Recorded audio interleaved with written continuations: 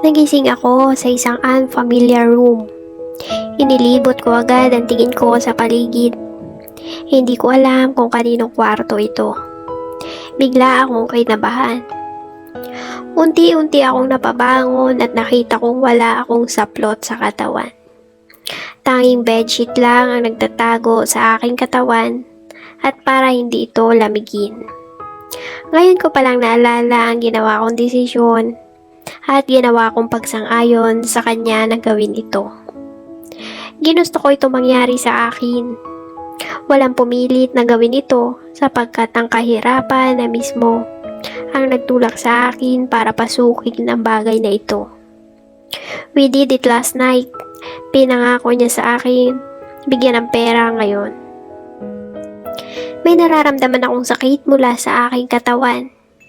Ayaw ko na maalala ang ginawa namin ni Lance. Sana nga at hindi ko na yun maalala. Kahit na hindi ko pa naiisipin yun, patuloy na pumapasok sa aking isipan ang aming ginagawa. Damn it! Kalimutan mo na yun, self. Inilibot ko muli ang tingin ko sa paligid. Hindi ko nakita si Lance. Tanging nakita ko lang ay ang mga saplot na nagkalat sa sahig. Since wala pa si Lance, dali kong inalis ang bedsheet na nagtago sa aking katawan. Napatayo at naked na ako. Napatayo ako para may nawala sa akin. May nawala naman talaga sa akin.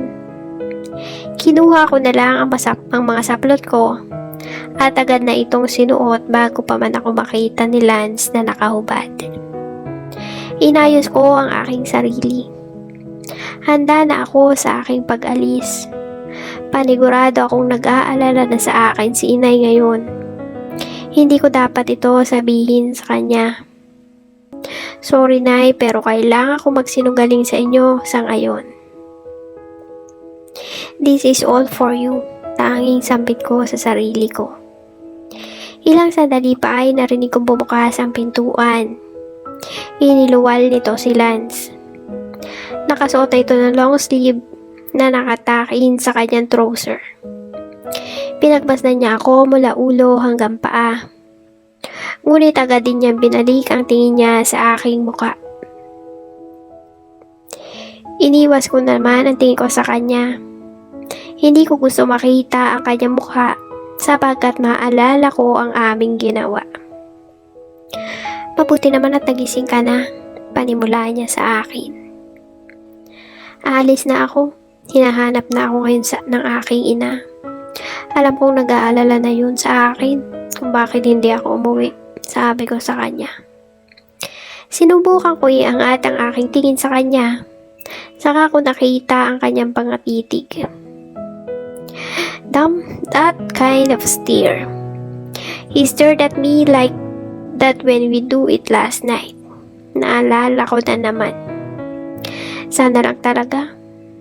At nakatulog si inay ng maayos.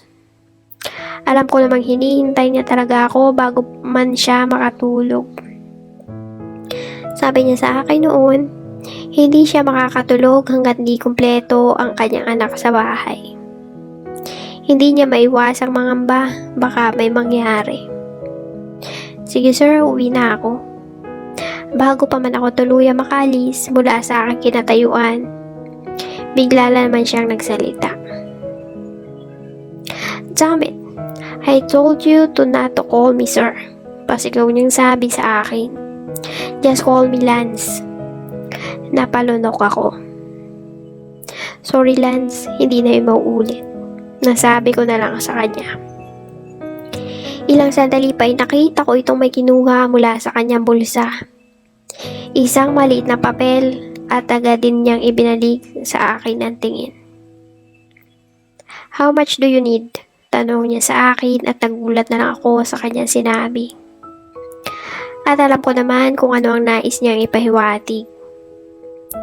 I know pinangakuan kitang bibigyan kita ng 100,000 pesos. Pero alam ko naman kailangan mo ngayon ng pera. Name a price. Napalunok ako. Okay na sa akin ang 100,000 Lance. Yun naman ang pinangako mo sa akin na ibibigay mo sa akin. Nasabi ko na lang sa kanya. This is not just for myself, but also for my family. Ilang sandali pa ay nakita ko may sinulat siya sa papel. Pagkatapos niya isulat ay agad niyang inabot sa akin. That's a check worth 300,000 pesos. And I think it's enough for the need of your family. Nagulat ako. Ang laking pera nun. Pwede na akong tumigil sa pagtatrabaho at gawing puhunan ang kanyang ibinigay na pera. Ang laki nito, Lance. Hindi ko naman sinabi sa'yo na ganito kalaki ang hihingin ko. Nasabi ko na lang sa kanya. Okay na sa akin ang 100,000, dugtong ko. Just take it. Seryoso niyang sabi sa akin. Hindi lang naman ito ang huling pagkakataon na magkikita pa tayo. I'll see you next time and let's do it next time. Sabi niya. Lance, nasabi ko na lang habang kinagat ko ang pang-iba mang labi ko. Hindi ko naman hinahangad na pasukin ito at kailan may wala sa isip ko na pasukin ito. Pero ginagawa ko na ito. Hindi ko na kailangan umatras. Pinasok ko na ito at kailangan kong matapos na agad ito. At may kontrata tayong ginawa. Aniya at nagulat na naman ako. Kontrata? Hindi ko makapaniwalang tanong sa kanya. Sa pagkakaakala ko, wala naman kaming pinirmahan na kontrata.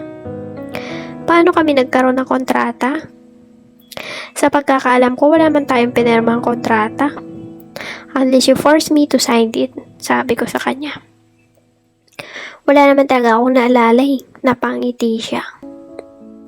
Ang ginawa natin kagabi ang nagsisilbi na ating kontrata, sabi niya. And because of that, you'll be mine. You'll be my bed warmer for now on. Bumuntong hininga na lang ako. Hanggang kailan ang sinasabi mong kontrata? Tanong ko sa kanya. Hanggang kailangan kita? Sagot niya lang sa akin at agad siyang napabaling sa kanyang relo. Ngunit pinalik niya rin agad ang tingin niya sa akin. Alis na rin ako. Hindi ka na lang ba sasabay sa akin? Napailing na lang ako sa kanya. Hindi na kailangan. Nasabi ko na lang sa kanya. Kinuha ko pa ang bag ko sa maliit na mesa at isunod muli ang sandal sa aking paa. Magkukumute na lang ako. Hindi ko din gusto may makakita sa akin. Dugtong ko. Hindi ko na hinintayan sumagot ito at agad na ako lumabas mula sa hotel room na binayaran niya para gumawa lang ng isang milagro. Ano nga ba ang magagawa ko? Kailangan ko talaga ng pera. Gusto ko lang umiyak dahil sa natura kong desisyon. Alam kong hindi na maibalik pa ang pagkaperhe na nawala ako. Nandito na ako sa labas ng hotel at pumara kaagad ako ng jeep. May huminto kaagad at sumakay ako. I'm now officially his bed warmer. And I'm going to take this role for the sake of the family. Even if I regret it, hindi na ako pwedeng umatras pa sa naturang desisyon.